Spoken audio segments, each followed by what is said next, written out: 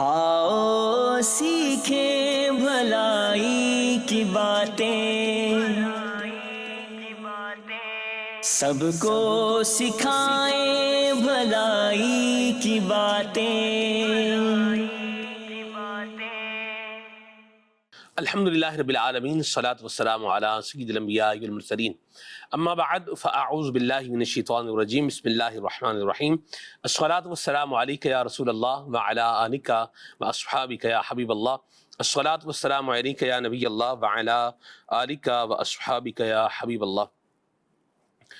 روایت بیان کرنے والے ہیں حضرت امام جلال الدین سیوطی شافعی رحمۃ اللہ علیہ الحاوی للفتاوی میں، اور یہ روایت ہے امیر المؤمنین مسلمانوں کے چوتھے خلیفہ امام المشارق والمغارب حضرت اسد اللہ الغالب جناب علی المرتضیٰ کرم اللہ تعالی وجہہ الکریم سے۔ فرماتے ہیں کہ اللہ تعالی نے جنت میں ایک درخت پیدا فرمایا ہے جس کا پھل سیب سے بڑا اور انار سے چھوٹا ہے، مکھن سے نرم، شہد سے میٹھا اور مشک سے زیادہ خوشبودار ہے۔ اس درخت کی شاخیں تر موتیوں کی، تنے سونے کے اور پتے زبرجد کے ہیں۔ لا یأکل منہا الا من اکثر من الصلاۃ علی محمد، اس درخت کا پھل صرف وہی کھا سکے گا جو سرکار مدینہ صلی اللہ علیہ وسلم پر کثرت سے یعنی زیادہ درود پاک پڑھنے والا ہوگا۔ صلو علی الحبیب صلی اللہ تعالی علی محمد صلی اللہ علیہ وسلم، صلاۃ و سلام علیک یا سیدی یا رسول اللہ۔ دعوت اسلامی کی مرکزی مجلس شورا کے نگران حضرت مولانا حاجی ابو حامد محمد عمران اتاری ہمارے ساتھ پروگرام میں موجود ہیں، اور کیا بیان کرنے جا رہے ہیں سب؟ جھومتے رہیں چلے آج پورا دن۔ سبحان اللہ، کیا بات ہے، میرے مولا علی کا ذکر ہے، سبحان اللہ، شیر خدا کا ذکر ہے۔ واہ، الحمدللہ رب العالمین والصلاة والسلام علی خاتم النبیین۔ ان کا کیا ذکر کریں، زبان بھی اتنی پاک صاف بھی تو ہونی چاہیے مولا علی کا ذکر کرنا۔ اللہ پاک کی ان پر کروڑ رحمتیں ہوں۔ میں ایک جگہ ان کے اوصاف پڑھ رہا تھا، خوبیاں پڑھ رہا تھا، مجھے بڑا مزہ آیا نا خوبیاں پڑھتے پڑھتے۔ میں چاہ رہا تھا کہ وہ خوبیاں اپنے مدنی چینل کے ناظرین سے شیئر کروں، بیان کروں، آپ بھی لطف اٹھائیے، اور حضرت مولا علی شیر خدا کرم اللہ تعالی وجہ الکریم کی اور محبت دل میں بڑھائیے، ان کی عظمت اور دل میں بڑھائیے۔ راوی کہتے ہیں کہ ان کے علم و عرفان کا اندازہ نہیں لگایا جا سکتا، اتنا علم ہے اور اتنی اللہ کی ان کو معرفت حاصل تھی۔ علم تو کیسے اندازہ لگا سکتے ہیں کہ خود آقا فرمائے کہ میں علم کا شہر ہوں، علی اس کا دروازہ ہے۔ سبحان اللہ۔ کہتے ہیں آپ اللہ کے معاملے میں اور اس کے دین کی حمایت میں مضبوط ارادے رکھتے تھے۔ بڑی خوبی ہے یہ، دین کے معاملے میں اور دین کی حمایت کے معاملے میں، اللہ پاک اس کے دین کی حمایت کے معاملے میں مضبوط ارادے والے تھے، فیصلہ کن بات کرتے ہیں۔ واہ، کمال کی بات تھی۔ میں گویا کہ ایک ایک خوبی پر بندہ ڈسکس کر سکتا ہے، یہ میں آپ کو بتا دوں، یہ جتنی میں خوبیاں آپ کے سامنے بیان کر رہا ہوں نا، یہ ایک ایک خوبی پر ہم ڈسکس کر سکتے ہیں، اور ایک ایک خوبی پر واقعات بیان کیے جا سکتے ہیں۔ انتہائی عدل و انصاف سے کام لیتے، فیصلہ کن بات کرتے، یہ آپ نے سنا، آپ کی گفتگو بڑی مطلب کہ ہوتی زبردست، اور انتہائی عدل اور انصاف سے کام لیتے۔ ان کی ذات منبع علم و حکمت تھی، آپ سے علم اور حکمت کے سمجھے چشمے جاری ہوا کرتے تھے۔ سبحان اللہ۔ جب کلام کرتے یعنی جب بات کرتے تو آپ کے دہنے مبارک سے حکمت و دانائی کے پھول جھڑتے تھے۔ سبحان اللہ۔ جب ایسی شخصیت جب بھی بات کرے گی نا، جیسے ان کے اوصاف ابھی میں بیان کر رہا ہوں، تو اس سے بڑھ کر بھی مولا علی ہے۔ مولا علی کے تو کیا لکھے گا بندہ، یعنی آپ کی جب گفتگو شروع ہونا تو یہ ہو ہی نہیں سکتا کہ کوئی آپ کی گفتگو سنتے اس کو اکتاہٹ فیل ہو، وہ لطف ہی اٹھاتا رہے گا کہ میں سنتا رہوں اور مولا علی بولتے رہیں، میں سنتا رہوں مولا علی کلام فرماتے رہیں۔ سبحان اللہ۔ خالی سننا نہیں ہوتا نا، کسی کا چہرہ بھی آنکھوں کو ٹھنڈا کرتا ہے کسی کی گفتگو کانوں کو ٹھنڈا کرتی ہے، کسی کا وجود کا جو نور و وجود کی جو برکت ہے نا وہ وہاں کے موجود لوگوں کو بھی قرار نصیب کرتی ہے. یعنی مولا علی رضی اللہ تعالیٰ عنہ کا وجود اتنا کمال کا وجود کہ اگر آپ کے قریب کوئی بیٹھے اور آپ کی بات سنے تو نہ آنکھیں تھکے، نہ کان تھکے، نہ بدن کو اٹھنے کا دل کرے. واہ واہ واہ واہ. آپ سمجھے آپ مولا علی کی کیا شان ہے رضی اللہ تعالیٰ عنہ. دنیا اور اس کی رنگینیوں سے وحشت کھاتے، اتنے زاہد، کمال کے زاہد تھے، دنیا ترک کرنے والے. رات کے اندھیروں میں اللہ پاک کی عبادت میں سرور محسوس کرتے تھے. ایک ہے اللہ پاک کی عبادت کرنا اور ایک ہے اللہ پاک کی عبادت میں لذت محسوس کرنا. اللہ پاک کی قسم آپ بہت زیادہ رونے والے تھے، اللہ سے بہت ڈرتے تھے، اور جو جتنا اللہ سے ڈرتا ہے نا وہ اتنا اپنے رب کی بارگاہ میں روتا ہے.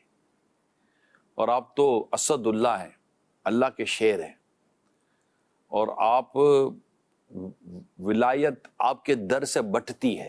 سبحان اللہ. جس کو ولایت ملتی ہے آپ کے در سے ملتی ہے.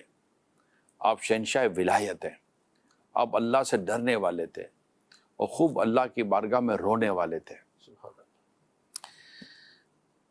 دور اندیش تھے، مطلب مشورے، آپ کے مشورے آؤٹ اسٹینڈنگ ہوتے تھے. جو جب بھی مشورہ دیا نا میرے مولا علی نے کمال کا مشورہ دیا، کیونکہ آپ کی اپروچ آؤٹ اسٹینڈنگ تھی. غم زدہ تھے. سوچئے کہ جن کے بیٹے جنتی نوجوانوں کے سرداروں، جن کی زوجہ جنتی عورتوں کی سرداروں، اور جن کے سسر تمام انبیاء کے سرداروں، آہا. تو خود ان کا مقام و مرتبہ کتنا ہوگا. سبحان اللہ. سبحان اللہ. یہ ہے میرے مولا علی، میرے مولا علی شیر خدا، حیدر قرار، کرم اللہ تعالی وجہ الکریم. آئے ہائے. سادگی دیکھیے، کھردرا موٹا لباس پہننا پسند فرماتے تھے، موٹی روٹی تناول فرماتے تھے، موٹی روٹی کھاتے تھے. اچھا یہ کیوں نہ ہوتا؟ ان کی تربیت جہاں ہوئی ہے نا وہ تھی بارگاہ رسالت. سبحان اللہ. بہت چھوٹی عمر میں سرکار کی بارگاہ میں یہ آئے، اور اب ان کی تمام تر پرورش و نشو و نما وہی ہوئی ہے. اب جس کی پرورش ہی بارگاہ رسالت میں ہوئی ہو، آپ سوچئے کہ اس کے مقام و مرتبے کو کون پہنچ سکتا ہے یار. تو موٹی روٹی تناول فرماتے. کہتے ہیں اللہ کی قسم ان کا روب و دبدبہ ایسا تھا کہ ہم میں سے ہر ایک ان سے کلام کرتے ہوئے ڈرتا تھا. حالانکہ جب ہم ان کے پاس جاتے تو وہ خود ملنے میں پہل کرتے تھے. ایک شخصیت کیا، ایک اپنا سا مولا علی حیدر کرار، خیبر کا قلعہ اکھاڑ کے رکھ دیا. بڑے بڑے بہادر جن کے نام سے کانپتے تھے وہ حیدر کرار، جب ان کے قریب جائیں تو روب و دبدبہ تو ہوگا، لیکن آپ کی کہتے ملنساری، اخلاق، آپ کی مطلب کہ تواضع اتنی کمال کی کہ وہ پھر آپ کے جیسے قریب ہوتا نا تو پھر آپ ہی کا ہو کے رہ جاتا. یہ ایک شان تھی. کہتے جب ہم سوال کرتے تو جواب دیتے تھے مولا علی، ہماری دعوت قبول فرماتے. اللہ کی قسم ان کا روب و دبدبہ ایسا تھا کہ ہم ان کے انتہائی قریب ہونے کے باوجود ان کے سامنے کلام کرنے کی جرات نہ رکھتے تھے. اللہ پاک نے شخصیت میں اتنی خوبصورتی پیدا کی ہوئی تھی. یہ وہ خوبصورتی والی طبیعت تھی کہ ایک انسان کی علم کا، مقام کا، مرتبے کا ایک آپ کے قلب اور ذہن پر ایک اثر ہوتا ہے. جلالت علمی ہے. اور مطلب کہ ہیں کون یار، کیا بات. ہیں کون. مرحبا. اچھا جب آپ مسکراتے تو آپ کے دندان مبارک ایسے معلوم ہوتے جیسے موتیوں کی لڑی. واہ واہ واہ. سبحان اللہ. آپ دیندار کی تعظیم کرتے ہیں، مسکینوں سے محبت کرتے تھے، کسی طاقتور یا صاحب ثروت کو اس کی باطل آرزو میں امید نہ دلاتے، کوئی بھی کمزور شخص آپ کی عدالت سے مایوس نہ ہوتا، بلکہ اسے امید ہوتی کہ مجھے یہاں انصاف ضرور ملے گا، اور یہ ہوتا تھا۔ کہتے ہیں اللہ کی قسم میں نے انہیں دیکھا کہ جب رات اپنے پر پھیلا دیتی تو آپ اپنی داڑھی مبارک کو پکڑ کر زاروں قطار روتے اور زخمی شخص کی طرح تڑپتے۔ یہ آپ کا اپنے رب کی بارگاہ میں خوف کا عالم تھا، اتنا اپنے رب سے ڈرا کرتے تھے حضرت مولا علی شیر خدا علی المرتضیٰ کرم اللہ تعالی وجہ الکریم۔ میں جو کتابوں میں پڑھا ہے نا سلمان بھائی، جی اس پہ یہ بات سمجھنا مشکل نہیں ہے، جس کو جتنا رب کا قرب ملانا وہ اتنا ہی روتا ہے، اس کو اپنے رب کی معرفت جتنی ملتی ہے جی وہ اتنا ہی اپنے رب کی محبت میں، مطلب ان کو ایک یہ بھی خوف ہوتا ہے، جس کو خوف کہتے ہیں نا، ایک یہ بھی خوف ہوتا ہے کہ جو معرفت اور جو قرب مجھے میرے رب کا ملا ہے اس پہ کمی نہ آ جائے، جی اس لذتوں میں اتنا وہ منہمک ہوتے ہیں۔ سبحان اللہ۔ واہ۔ آگے لکھتے ہیں، میں نے آپ کو یہ فرماتے ہوئے سنا، اب مولا علی رضی اللہ تعالیٰ عنہ کا فرمان یہاں بیان کیا گیا ہے۔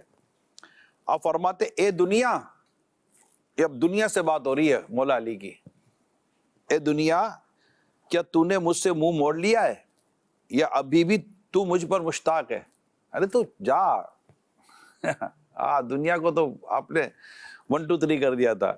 کہتے ہیں دھوکے باز دنیا جا، تو کسی اور کو دھوکہ دے، میں تجھے 3 طلاق دے چکا ہوں، اب رجوع ہرگز نہیں، تیری عمر بہت کم ہے اور تیری آسائشیں اور نعمتیں انتہائی حقیر، لیکن تیرے نقصانات بہت زیادہ ہیں۔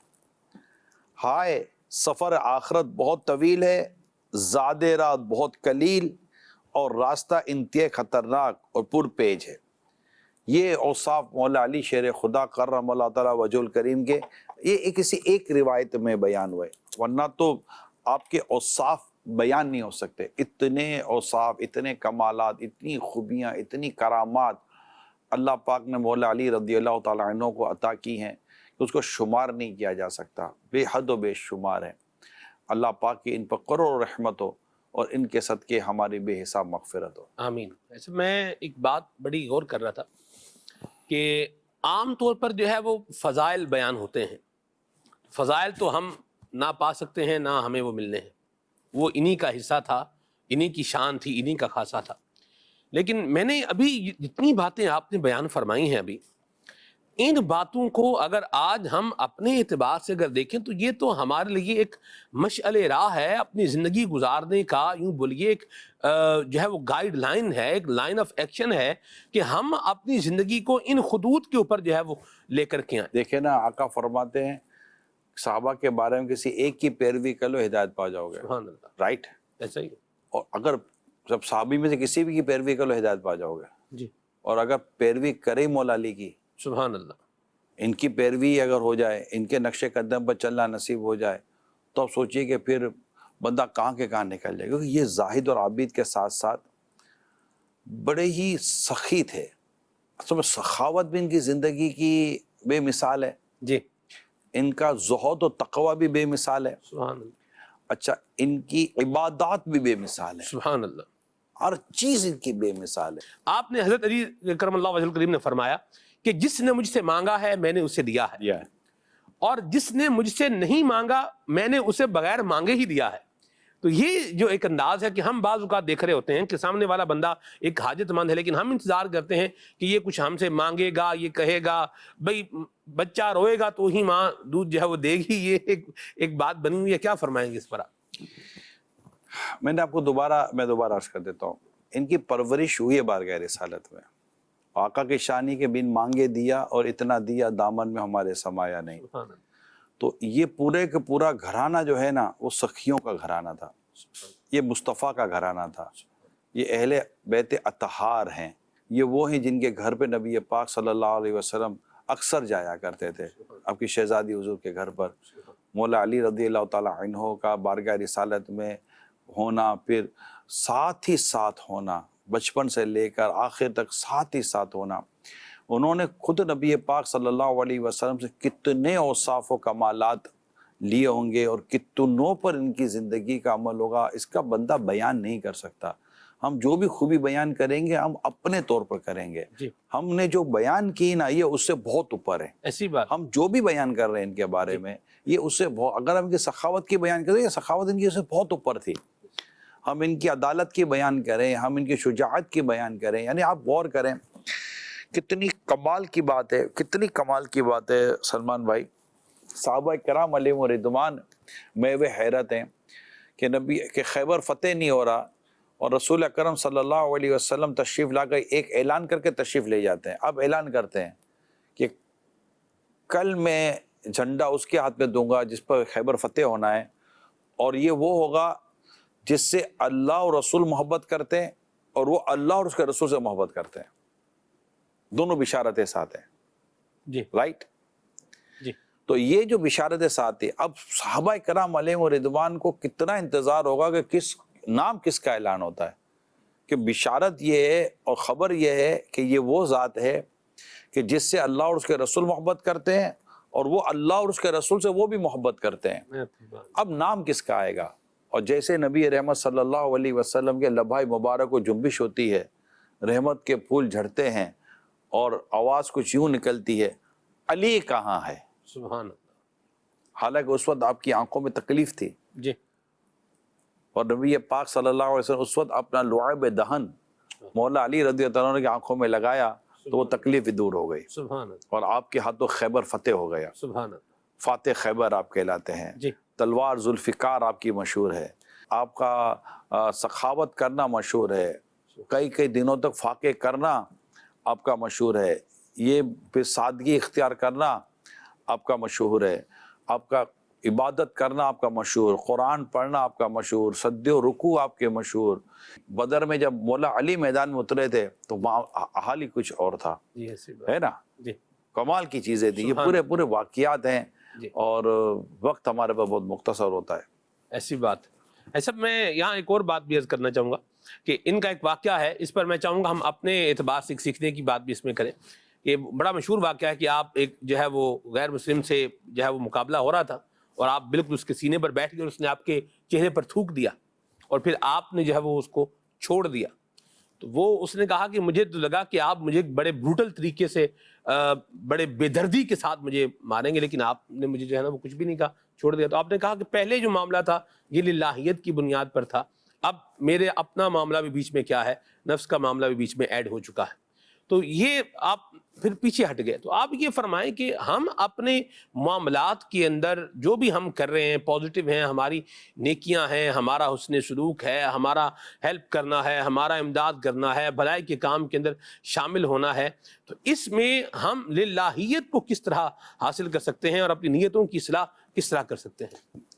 دیکھیے یہ جو واقعہ آپ نے بیان کیا ہے اور بہت عمدہ واقعہ، کئی کتابوں میں یہ لکھا ہوا ہے، اس میں مولا علی رضی اللہ تعالیٰ عنہ نے یہ بات اپنے عمل سے ثابت کی کہ میں اللہ کا شیر ہوں۔ نفس تو آپ کی نفس کو تو آپ نے کہیں کا پھینکا ہوا ہے نا، جی خود کہتے دنیا تو کسی اور کو دھوکہ دے، دنیا تو کسی اور کو دھوکہ دے۔ تو یہ تو آپ کا اپنے نفس پر قابو ہے، اور ہماری تربیت یہ ہے کہ بندہ اپنے رب کے لیے عمل کرے، نہ کہ اپنی نفس کے لیے عمل کرے۔ اور جب آپ اس پر غالب آ گئے تو وہ اللہ پاک کا دشمن تھا، اور جب اس نے آپ کے ساتھ یہ بدسلوکی کی تو اس وقت نفس بیچ میں آ گیا۔ اور کمال یہ ہے کہ ہم میں سے پہچانتا کون ہے کہ کہاں نفس بیچ میں آیا، نہ کب نفس پھر نہیں آیا؟ اللہ اکبر، ہم میں سے کون پہچانتا ہے؟ ہم ایک نیک کام کر رہے ہوتے تو پتہ نہیں اس میں اتنی باطل چیزیں آ جاتی کہ پتہ ہی نہیں چلتا۔ تو یہ نفس کی شرارتوں کو سمجھنا یہ عام شخص کا کام نہیں ہے۔ تو حضرت مولا علی رضی اللہ تعالیٰ عنہ کا یہ عمل ہمارے لیے اس بات کی دعوت دیتا ہے کہ ہم اپنی نفس کی شرارتوں کو پہچانیں اور اپنے عمل کو اپنے رب کے لیے خالص کریں۔ تو اپنے رب کی رضا پر کام کرنا، اور حضرت مولا علی شیر خدا کرم اللہ تعالیٰ وجہ الکریم ہمیں یہی سکھاتے رہے کہ اپنے رب کے لیے کام کرو، اپنے رب کی رضا کے لیے کام کریں، تو انشاءاللہ تعالیٰ ہمیں ثواب بھی ملے گا اور اللہ پاک کی رحمت بھی نصیب ہوگی، اور اللہ پاک کی رحمت سے مغفرت بھی نصیب ہوگی۔ رب کریم ہماری بے حساب بخشش فرمائے اور مولا علی کرم اللہ تعالیٰ وجہ الکریم کا صدقہ عطا فرمائے، آپ کی تلاوت کا، آپ کی سخاوت کا، آپ کے زہد کا، آپ کے تقوی کا، آپ کی عبادت کا، آپ کے عشق رسول کا، آپ کی عدل کا، آپ کے انصاف کا، آپ کی نبی پاک صلی اللہ علیہ وسلم سے والیانہ محبت کا، اللہ پاک ہمیں ان کا صدقہ عطا فرمائے، آپ کی خوبیوں کا، آپ کی اوصاف کریمہ کا اللہ پاک ہمیں صدقہ عطا فرمائے، اور جب تک جیے مولا علی کی محبت میں جیتے رہیں، اہل بیت اطہار کی محبت میں جیتے رہیں، صحابہ کرام علیہم رضوان کی محبت میں جیتے رہیں، خلفائے راشدین جو ہمارے ہیں، ان سب کی محبتوں میں اللہ پاک ہمیں جینا نصیب کرے، اور انہی کی محبتوں میں اللہ پاک ہمیں ایمان و عافیت پر میٹھے مدینے میں شہادت کی موت عطا کرے۔ آمین۔ صلو علی الحبیب صلی اللہ علیہ علی وسلم۔ محمد۔ کالز دیتے ہیں سر؟ جی جی جی بچوں کی خواہشات پوری کرنے کے لیے ماں باپ کو کس حد تک جانا چاہیے، اس بارے میں ہماری رہنمائی فرما دیجیے، جزاک اللہ خیرہ۔ آمین۔ دیکھیں جس حد تک جانا چاہیے تو اب ہر ایک کی حد الگ الگ ہے، خواہشوں کی بھی کا بھی لیول الگ الگ ہے۔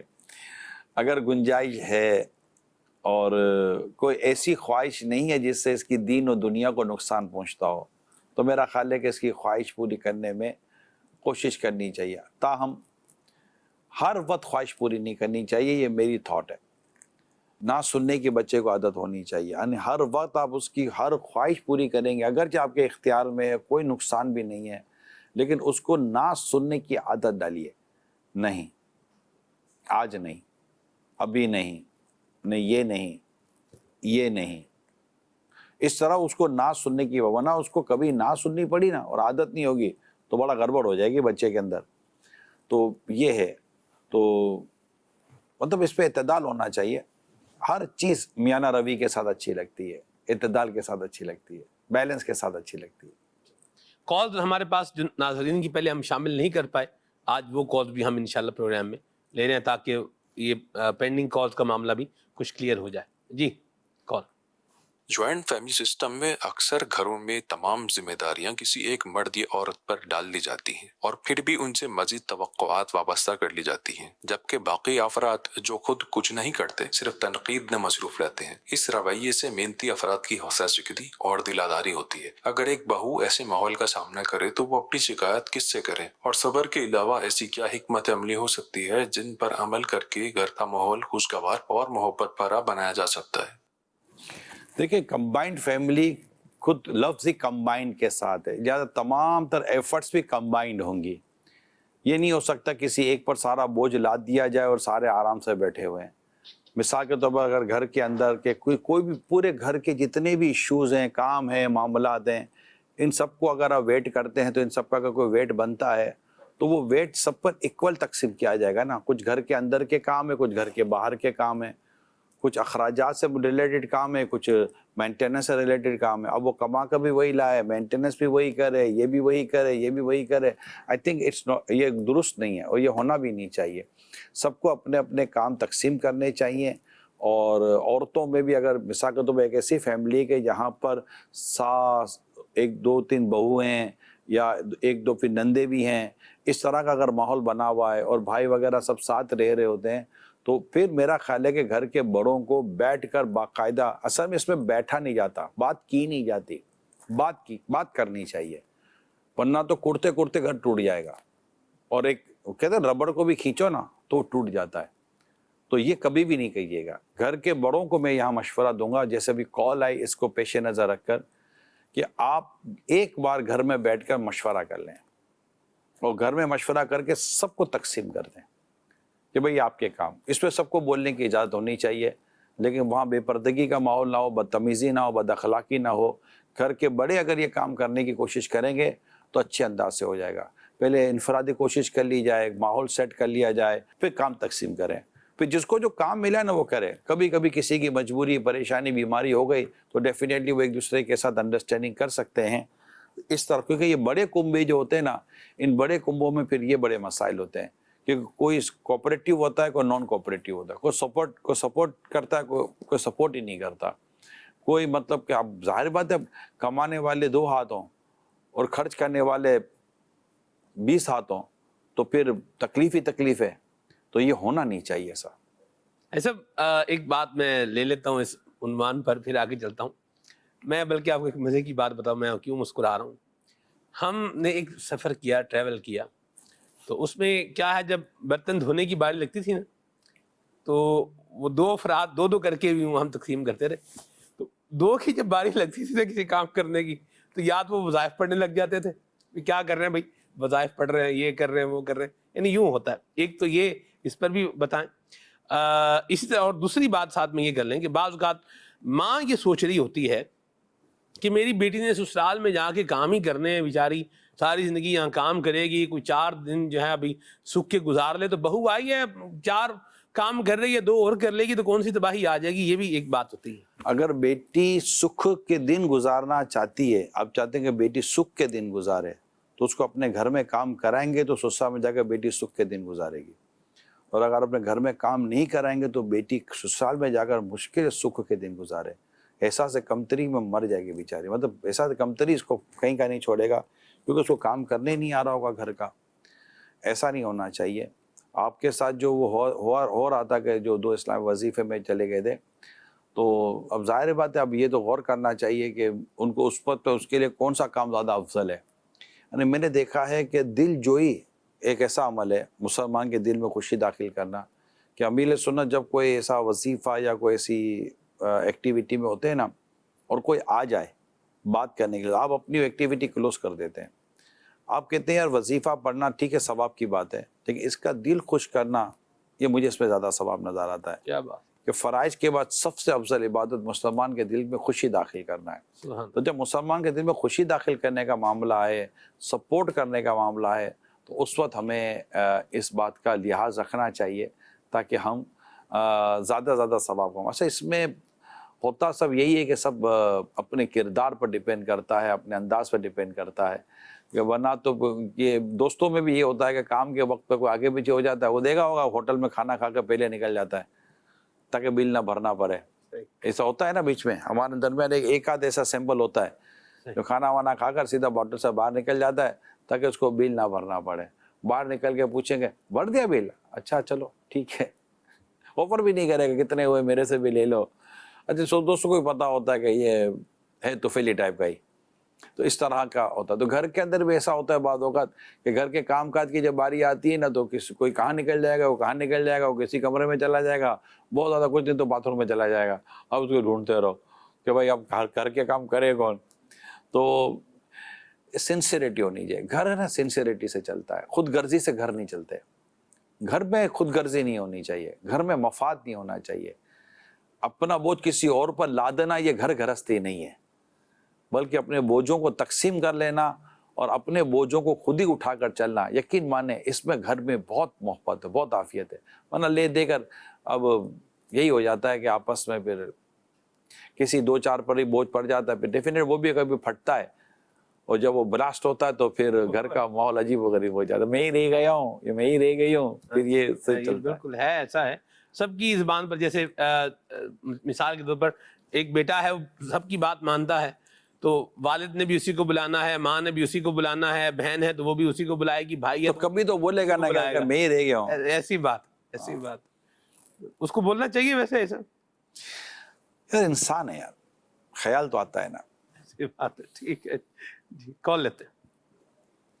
سوال ہے کہ بعض اوقات ہم اپنے گھر میں کوئی بات سمجھاتے ہیں تو آرام سے سمجھاتے ہیں، 1 بار سمجھایا 2 بار تو وہ نہیں سمجھتے، لیکن جب ہم اس کو تھوڑا سا شور کر کے چیخ کے سمجھاتے ہیں تو 1 بار میں ہی سمجھ جاتے ہیں. کچھ حل عطا فرما.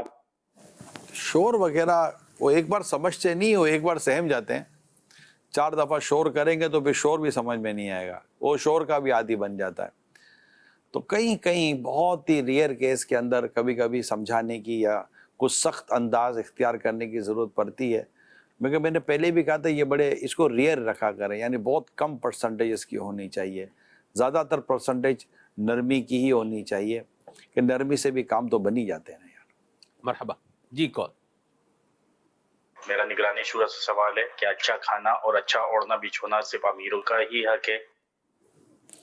نہیں، یہ کوئی امیر یا غریب کا نہیں ہے. جس کی جتنی حیثیت ہے اس کے حساب سے کھاتا پیتا اور پہنتا اوڑھتا ہے. جس چیز میں پیسے لگتے ہیں تو وہ چیز ظاہر پیسے ہوں گے تو وہ چیز کر سکے گا. لیکن ایک جگہ پر اگر دیکھیں تو کہیں اس کے لیے یہ اچھا ہے تو کہیں جس جگہ تو اس کے لیے یہ اچھا ہے، تو یہ ہوتا ہے.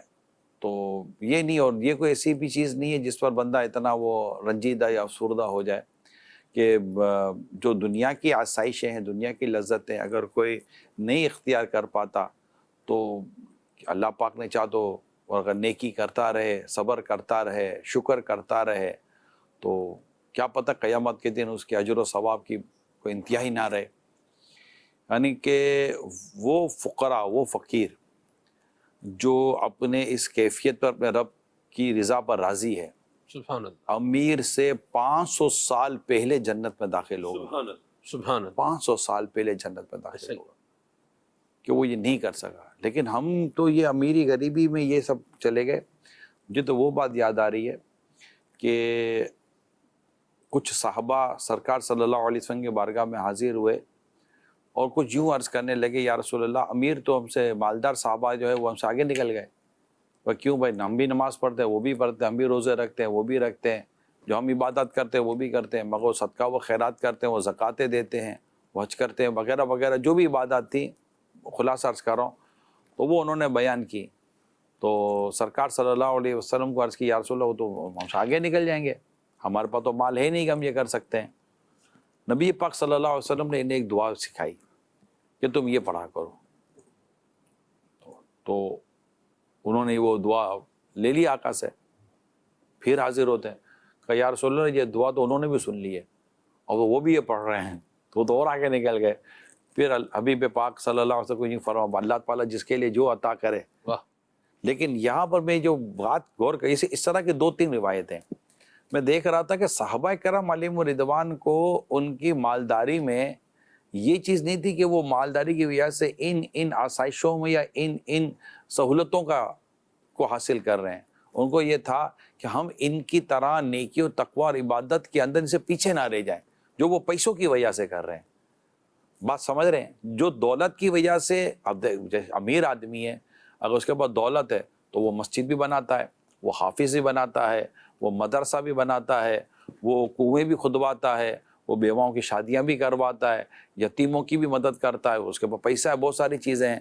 تو یہاں پر یہ احساس اگر ہوتا کہ یار میرے پاس ہوتا تو میں بھی یہ راہ خدا میں خرچ کرتا، تو اس میں بھی رشک کے عنوان پر ہوتا تو اس کی اور بات ہوتی. جیسے کہ وہ حدیث پاک میں ہے نا کہ دو کے سوا حسد کسی کے لیے جائز نہیں، اور یہاں حسد سے مراد رشک گپتا ہے.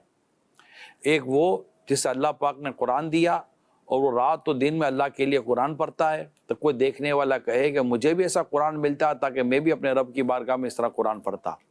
دوسرا وہ جس اللہ پاک نے مال دیا اور وہ اپنے رب کے حضور مال خرچ کرتا ہے، یعنی رب کی راہ میں مال خرچ کرتا ہے، اور اسے دیکھ کر کوئی کہتا کہ کاش مجھے بھی اتنا مال ملا ہوتا کہ میں بھی اپنے رب کی راہ میں خرچ کرتا. ان کے علاوہ کسی کے لیے حسد جائز نہیں ہے. یعنی یہ حسد سے مراد رشک ہے، غبطہ ہے کہ جو اللہ نے اسے دیا ہے مجھے بھی دے. حسد کہتے ہیں کہ اس سے ضائع ہو جائے مجھے مل جائے، تو حسد حرام ہے. جی کون؟ جی میں نے پوچھنا ہے، گھر میں روز لڑائی جھگڑا ہوتا رہے، بھائیوں میں سلوک نہ ہو تو یہ کیا کرنا چاہیے؟ صبر کرنا چاہیے، صبر کرنا چاہیے، صبر کرنا چاہیے. بس میں یہی کہہ سکتا ہوں، اور کچھ نہیں. لڑائی جھگڑا ختم کرنے کے لیے لڑائی جھگڑا نہیں کیا جائے گا. آگ پانی سے بجھے گی، آگ سے نہیں بجھتی. تو آپ صبر کریں گے تو انشاءاللہ یہ لڑائی جھگڑے جو ہے نا وہ ختم ہو جائیں گے. چلے گا ایسا اتنا صبر کیسے کرے گا؟ آپ مثال کے اوپر میں نے آپ کے ساتھ بدتمیزی ہی کرنی ہے، جب بھی آپ کتنا صبر کریں گے، آپ بالآخر کوئی نہ کوئی تو قدم اٹھانا ہی پڑتا ہے بندے کو. قدم اٹھائیں، ہاتھ تو نہ اٹھائیں گے نا.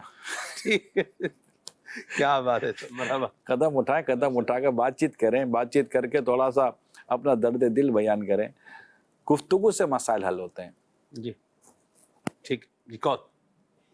بشیر طارق اسلام آباد سے. نگران شورا کی بارگاہ میں سوال ہے کہ اگر کسی کو سمجھایا جاتا ہے تو وہ ہمارے سمجھانے والی باتوں کا الٹا مطلب نکال لیتا ہے، حالانکہ ہم تو کوشش کر رہے ہیں کہ اس کو جو غلط فہمی ہے یا جو سمجھائیں تو ہم کوشش کرتے ہیں کہ وہ بندہ سمجھ جائے، لیکن وہ ہماری اس بات سے الٹا مطلب نکال لیتا ہے. تو آپ اس حوالے سے کیا مدنی پھول شاہ فرمائیں گے؟ بعضوں کی سوچ ہوتی ہے اصل میں وہ ہم سے سیٹ نہیں ہوتا، اس لیے ہم جب سمجھاتے تبھی یہ سمجھتا ہے کہ شاید یہ مجھے غلط سمجھا رہا ہے یا اس کو میرے سے مطلب کہ وہ محبت نہیں ہے. تو میں نے آپ کو اس دن یاد ہوگا میں نے عرض کی تھی کہ جس کو سمجھانا ہے نا اس کو اس بات کا یقین دلانے کی کوشش کریں کہ میں تمہارا خیر خواہ، تمہارا ہمدرد ہوں. الحمدللہ جب اس کو اس بات کا یقین ہو جائے کہ میرا یہ خیر خواہ ہے، میرا ہمدرد ہے، کوئی مفاد یا کوئی مطلب اس کا نہیں ہے، تو اس کو سمجھنا قدر آسان ہو جاتا ہے، ورنہ واقعی آزمائش ہو جاتی ہے. اللہ پاک ہم سب کو صبر کے ساتھ، شکر کے ساتھ اور نرمی کے ساتھ سمجھانے کی بھی توفیق عطا فرمائے. آمین. اجازت دیجیے. صلو علی الحبیب صلی اللہ تعالی علی محمد. آؤ سیکھیں بھلائی کی باتیں،